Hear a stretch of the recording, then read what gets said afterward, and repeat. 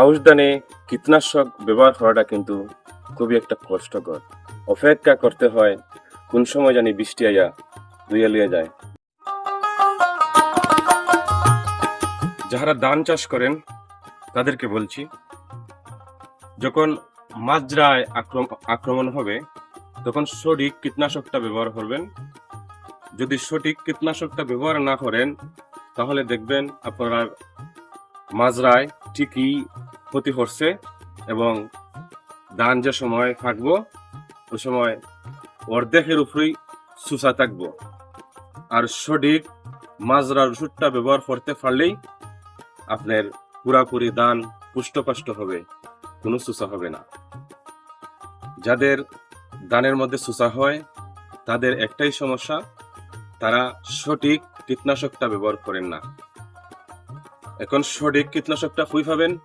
যাদেরকে আমাদের জন্য আপনাদের জন্য সরকার নিয়োগ করে রাখছে তাদেরকে অবশ্যই জিগাবেন, না হয়তো একজন বিজ্ঞ কৃষককে জিগাবেন।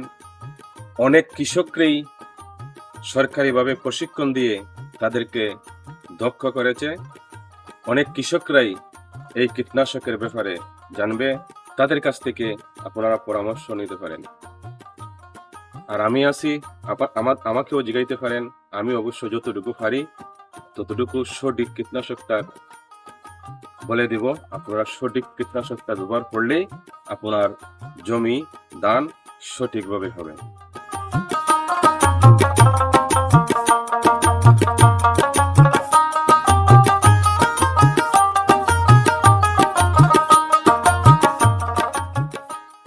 আউশ ধানে কীটনাশক ব্যবহার করাটা কিন্তু খুবই একটা কষ্টকর। অপেক্ষা করতে হয় কোন সময় জানি বৃষ্টি আইয়া ধুইয়া লইয়া যায়। এর ফলে রিক্সের উপরে ওষুধ তো ব্যবহার করতেই হবে, না হলে তোর মাজরায় একবারে ধ্বংস করে দিব। আমি একদম রিক্সের উপরে দিতেছি, বৃষ্টির সম্ভাবনা দেখতেছি। তবে একটা জিনিস, এই কীটনাশকগুলা যদি জমিনে দেওয়ার পরে স্প্রে করার পরে যদি 3 থেকে 4 ঘন্টা সময় পায় কাজ করা শুরু করে, কারণ ওইটা ফুকার উপরে পড়লেই 5 মিনিটে মরে জায়গা। তো হাজি রিক্সের উপরে ওইগুলা ব্যবহার করতে হবে এবং মাজরা ফুকার আক্রমণ করলেই এই সঠিক কীটনাশকটা ব্যবহার করতে হবে।